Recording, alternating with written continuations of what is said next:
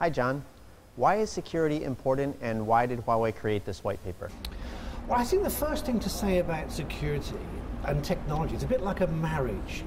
It's a long-term relationship. You go through your strengths, you go through your difficult times, but in essence, both parties have to work together to make it a success. One of our issues as Huawei, we're one of the world's leading global technology companies. We already serve a third of the planet's population, is that we have a duty to our customers and their customers to make sure that whatever technology we produce, it's the safest and the most secure in the world. Is this paper a response to some of the issues that Huawei has faced in the United States and Australia? Well, we work in 140 countries, so I wouldn't pick on any particular country like America or any other country. The reality is cybersecurity knows no bounds. It isn't limited by geographical boundaries. So the issue for us is about saying, how do we take the very best in the world? How do we take the best standards, the best practices, and build that into all of our products and services, regardless of the country that we're dealing with? What are the biggest myths about security that you think people should understand? Well, I think the challenge of technology overall is people see technology and they think it's this big, scary thing. But when I look at the basics of technology, and I was the former UK government CIO for 5 years, there are many basic things that we can do about technology that can take away much of the threat. So I think one of the myths of technology and security is all things west is good, all things east is bad, all things north is X, and all things south is Y.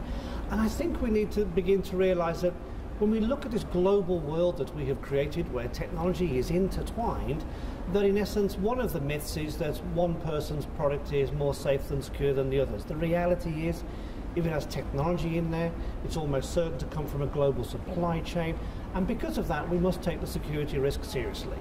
The paper talks about analog thinking in a digital world. What does that mean? Well, the reality is, when we operate in 140 countries, we look at the law in 140 countries, and what we find, not just in technology but generally throughout life, is that the law tends to follow the advancement of technology.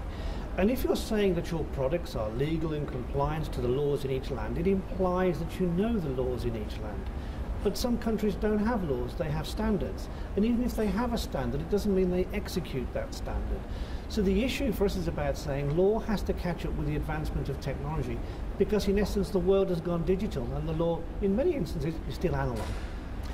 Huawei is doing some really interesting work in the area of independent security testing and standards. Please say a few words about that. Well, at Huawei, we're very passionate about using a concept called many eyes and many hands.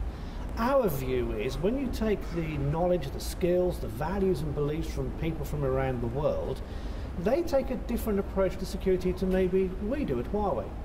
But the bottom line is, it doesn't matter what Huawei thinks of the security of its products. What matters is whether our customers, whether they be operators or enterprises or governments, what they think of the securities. And what we do is we say, hey, here's an independent test center. Please come and test it to your heart's content. Please put it through the most rigorous processes that you want to put it through, not Huawei wants to put it through. And I think we're pretty unique in providing our source code and independent testing of our products and services for the benefit of our customers. Finally, what's next? What does the future hold for Huawei in the security area, and what are the calls to action coming out of the white paper? Well, two things, I think. The first thing is from what we're doing next is your work on cybersecurity never stops, because the threat never stops. And there's research which says, 12 seconds, every second, a day, 12 new threats come on.